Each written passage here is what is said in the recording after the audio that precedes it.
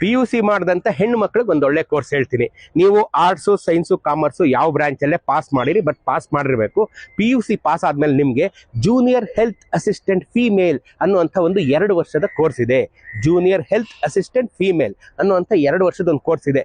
ಚಾಮರಾಜನಗರದಿಂದ ಬೀದರ್ವರೆಗೆ ಎಲ್ಲ ಜಿಲ್ಲೆಗಳಲ್ಲಿ ಇದು ಪ್ರತಿ ಜಿಲ್ಲಾಸ್ಪತ್ರೆಯಲ್ಲಿ 30 ಸೀಟ್ ಲಭ್ಯ ಇದೆ. ಪ್ರತಿ ಜಿಲ್ಲಾ ಆಸ್ಪತ್ರೆಯಲ್ಲಿ 30 ಸೀಟ್ ಲಭ್ಯ ಇದೆ.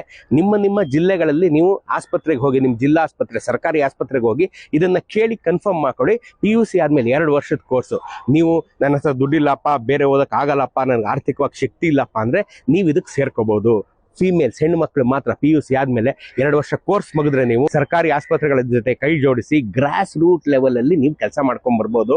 ನಿಮ್ಮನ್ನ ಅವರು ಜೂನಿಯರ್ ಹೆಲ್ತ್ ಅಸಿಸ್ಟೆಂಟ್ಗಳಾಗಿ ತಗೊಳ್ತಾರೆ. ಸೊ ನೀವು ನಿಮ್ಮ ಭವಿಷ್ಯವನ್ನ ರೂಪಿಸ್ಕೊಳ್ಳೋಕೆ ಇದೊಂದು ಒಳ್ಳೆ ಸದಾವಕಾಶ.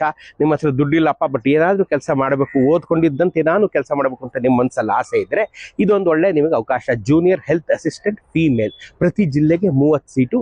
PUC ಪಾಸ್ ಆಗಿರ್ಬೇಕು, ಯಾವ ಬ್ರಾಂಚ್ ಆದ್ರೂ ಪರವಾಗಿಲ್ಲ, ಆರ್ಟ್ಸ್, ಸೈನ್ಸ್, ಕಾಮರ್ಸ್, ಒಟ್ಟಿನಲ್ಲಿ PUC ಪಾಸ್ ಆದಂತ ಹೆಣ್ಣು ಮಕ್ಕಳು ಮಾತ್ರ ಇದೊಂದು ಅವಕಾಶ ಇದೆ, ಉಪಯೋಗಿಸ್ಕೊಳ್ಳಿ. ಎಕ್ಸಾಮ್ ಬರೀತಿರೋರಿಗೆಲ್ಲ ಒಳ್ಳೇದಾಗ್ಲಿ.